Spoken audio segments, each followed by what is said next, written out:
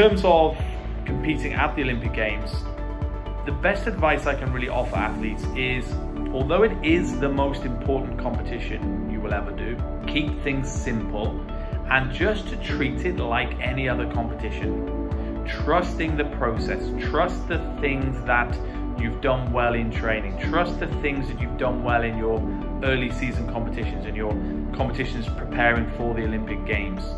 It's really important that the moment doesn't run away with you. It's important that even though the situation is huge, it's the Olympic Games, the whole world is watching you, the event still stays the same. The distance of the event is the same, the track is the same.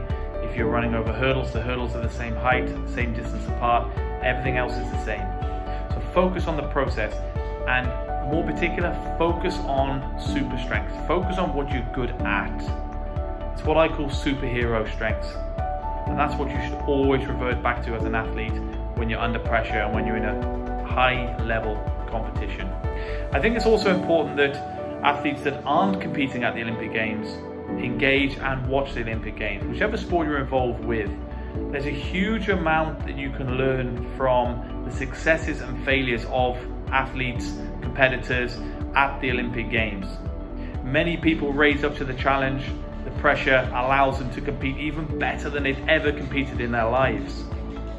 And on the flip side, you will see some athletes go to the Olympic Games and unfortunately the pressure will just be too much and they won't be able to handle it, or perhaps they've not prepared well enough for the Olympic Games. So I think as an education, young athletes in particular should always be trying to learn from their role models, learn from the best athletes in the world. And all of the best athletes in the world will be competing at the Olympic Games in Tokyo.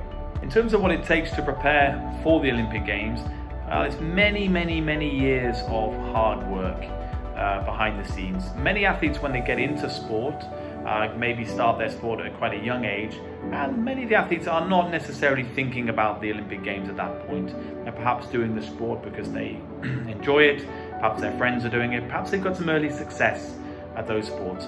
But it's many years and cumulative years of hard work and hard training.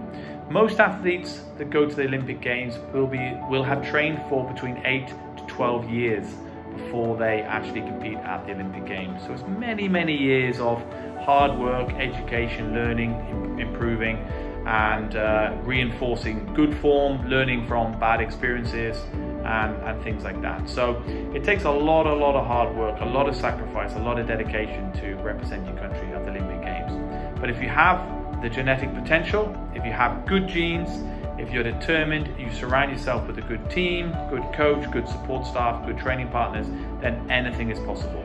I wish you all the very best of luck and enjoy the Tokyo Olympics.